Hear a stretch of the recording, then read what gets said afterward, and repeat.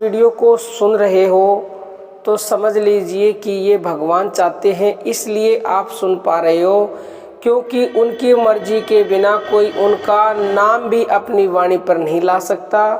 तो आप ये सुनते हैं तो उनकी मर्जी से आप ये सुन पा रहे हैं। प्यारे भक्तों, सब तरह के भक्त हैं दुनिया में। कोई सकाम भाव से बजता है, कोई निष्काम भाव से बजता है, कोई दर्शन के लिए बजता है और कोई दर्शन की भी इच्छा नहीं करता। भक्ति के मार्ग में किसी वस्तु की चाहना नहीं होती, मांगना ही प्रेम मार्ग में बाधक है। मांग तो बालों को भी दो हिस्सों में बांट देती है। जब इस हेतु से भक्ति की जाती है कि हे ईश्वर मुझे कुछ दो, ऐसी भक्ति राजस या रजोगुणी कहलाती है। ऐसी राजस भक्ति में मन की पूरी शुद्धि नहीं होती। तब जब चित्त की पूरी शुद्धि नहीं होती तो आत्म उन्नति और मोक्ष प्राप्ति में बाधा आ जाती है। ये तो निश्चित है कि आप अगर राजस भी भक्ति करते हो तो इच्छा तो वो आपकी पूरी करेंगे, लेकिन आपको मोक्ष की प्राप्ति होने में कठिनाई होती है। आध्यात्म शास्त्र प्रतिपादन करता है कि पूर्ण निष्कामता का तत्व ही भक्ति मार्ग में सहायक होता है। गीता में भी भगवान ने भक्तों के बारे में बताया है। 4 श्रेणियां भक्तों की बताई हैं भगवान ने कहा है, प्रथम वे भक्त जो दुख निवृत्ति के लिए भगवान की भक्ति करते हैं, दूसरे अर्थ के लिए और तीसरे जानने के लिए भगवान की भक्ति करते हैं। किंतु ज्ञानी तो भगवान का ही स्वरूप होता है, पर जो कुछ भी पाने के लिए भगवान की भक्ति करता है उसे निकृष्ट श्रेणी का भक्त बताया है। उत्तम भक्त परमेश्वर का ज्ञान होने के कारण स्वयं अपने लिए कुछ भी प्राप्त करने की इच्छा नहीं रखता।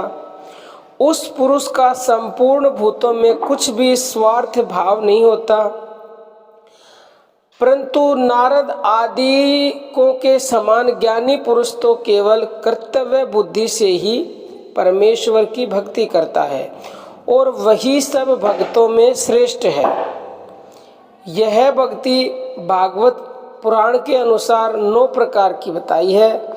जैसे कि भजन या भक्ति के 9 भेद बताए गए हैं। पहला है श्रवण यानी सुनना, दूसरा है कीर्तन यानी भगवान का गुणवाद करना, तीसरा वैष्णव स्मरण भगवान के स्वरूप या भगवान के नाम का चिंतन करना, चौथा पाद सेवनम चरणों की सेवा करना, पांचवा अर्चनम चरणों की पूजा करना, वंदनम वंदना एवं नमस्कार करना, सातवां दास्यम दास भाव, आठवां संख्या भाव सखा भाव और 9वां आत्मनिवेदनम अपने आप को पूर्ण रूप से श्री हरि के अर्पण करना ही आत्मनिवेदन भक्ति है।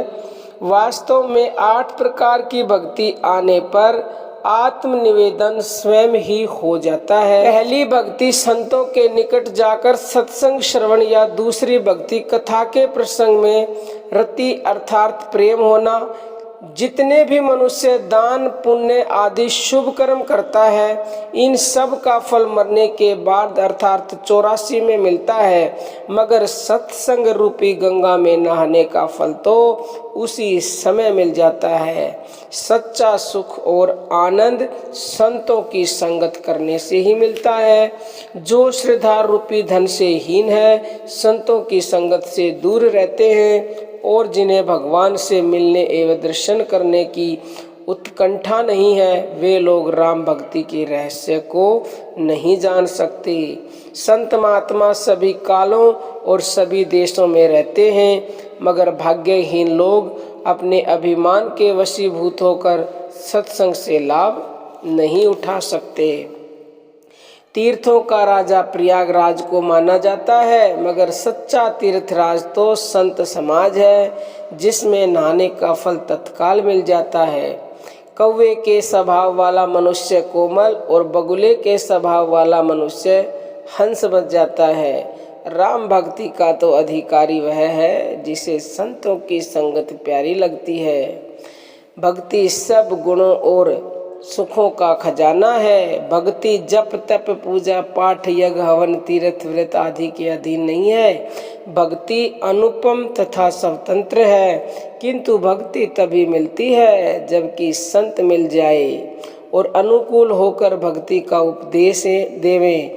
जिस पर भगवान की परम कृपा होती है, जिसको भगवान अपनी भक्ति देना चाहते हैं, उसी को संतों का दर्शन होता है। संतों के मिलने से भक्ति मिलती है और भक्ति में लगने से संसार के सभी क्लेशों का नाश हो जाता है।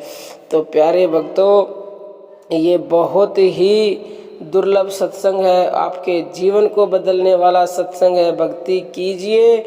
अगर आपको संत नहीं भी मिले हैं ना, तो संतों से भगवान आपको मिलवा देंगे, लेकिन आपको भक्ति शुरू करनी पड़ेगी, नाम जप शुरू करना पड़ेगा।